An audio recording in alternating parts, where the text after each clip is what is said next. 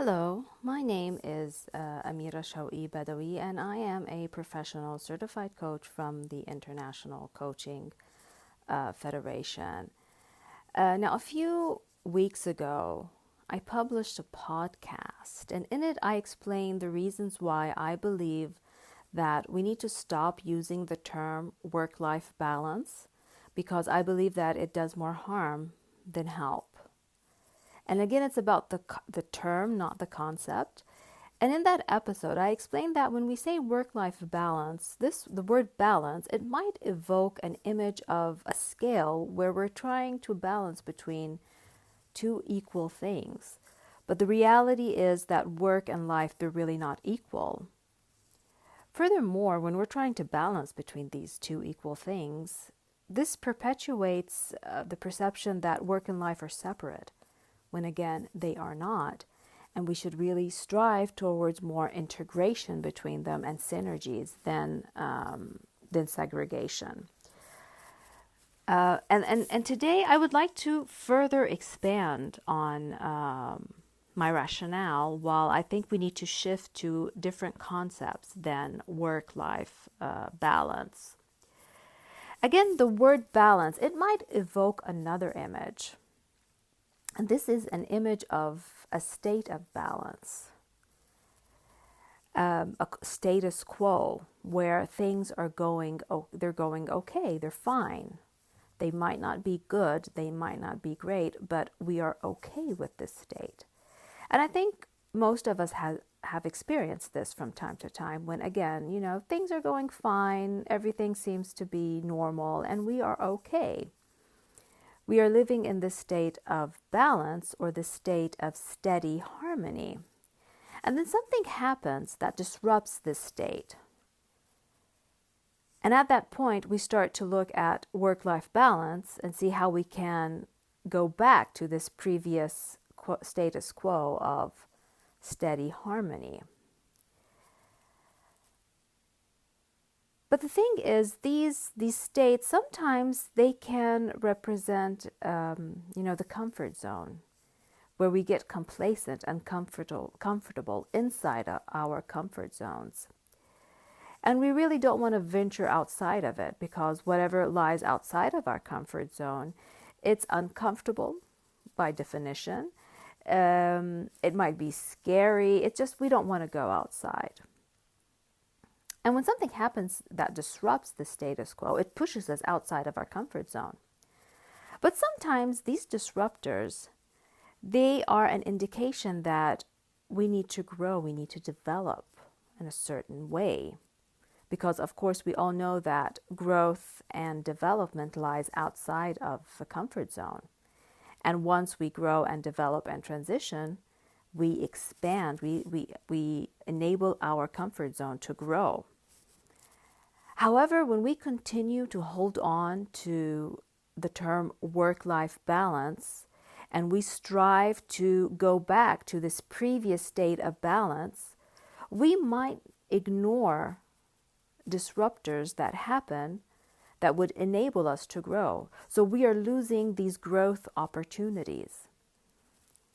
And therefore, we do not transition, we do not evolve. And another thing is, if we look at, living conditions, if we examine previous generations like boomers, their lives, their living conditions were pretty predictable. There was a lot of stability, of consistency in their lives. Nowadays, that's not the case. These disruptors that kind of push us outside of our comfort zone, they're continuously happening. It's not even every day, it's every minute of every hour of every day of our lives.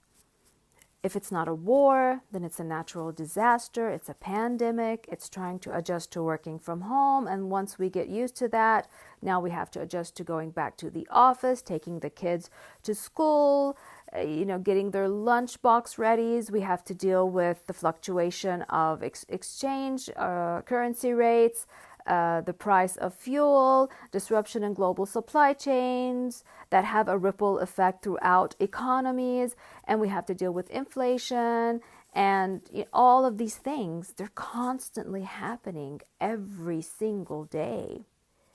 So if we hold on to the notion of work-life balance, it'll seem that we're kind of hustling. We're always hustling to go back to this previous state of balance. But it becomes frustrating because we can never go back there. Even if we do manage to go back to this previous state of steady harmony, it's momentarily, because something else, something new happens, and it just pushes us right outside of that area. And this is why I think we really need a paradigm shift. We need to learn how to live with these disruptors as a fact, as a constant. And in order to do this, we need to learn a different skill set than those required for work-life balance. For example, we need to learn how to differentiate between disruptors that are just noise, and then we need to learn how to ignore this noise, and others that could be threats, and then we need to learn how to deal with these threats, and others that are opportunities for growth. And then we learn how to transition through these opportunities. So again, this is a different skill set and mindset than work-life balance. And here another question comes up. So if we're not going to use the term work-life balance, what are we supposed to say? What is this new paradigm that we need to focus on? And here I think we need to shift our focus from work-life balance to resilience and well-being. But then others might ask, when we, instead of saying work-life balance and we use resilience and well-being, are we just substituting one buzzword for another? Are the terms resilience and well-being just buzzwords? Well, the answer is yes and no.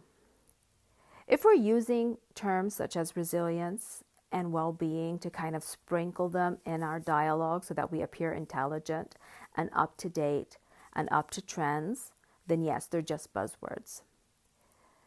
But when we start to learn what is resilience, what is well-being, and we help others to also learn this, and we learn how to build our resilience and how to maintain our well-being, then there is some substance behind these terms. They're not just terms that we're using to appear on trend. And here is where the benefit lies. And again, it doesn't just become another buzzword. And another thing is, when we say resilience and well-being, individuals start to take back their sense of agency. They start to do for themselves. Because a big part about resilience and well-being is that every person is responsible for their own resilience and their own well-being. But when we look at work-life balance, it's easy to fall into a victim mindset where we start to work on our work-life balance. So we've done our part. We know what defines our work-life balance. We put plans in place so that we achieve this state of steady harmony. But something happens that pushes me outside of it, that disrupts my harmony. And it's not one thing, it's a million things that constantly are happening. So it seems as if the universe is conspiring against me. The universe doesn't want me to have the state of balance, so I can start to feel like a victim. But when we shift our focus to resilience and well-being, we start to see that we are responsible of our resilience and our well-being. Even when disruptors happen, we are still responsible. We have to maintain our resilience and maintain our well-being despite these disruptors, whether they are events or people. And this is very, very, very empowering. And it helps actually with resilience and well-being. So this is why I think we really need to shift the narrative from work-life balance to ultimately well-being and resilience as a way of maintaining our well-being. And these were my thoughts. I hope they were helpful, and thank you for listening.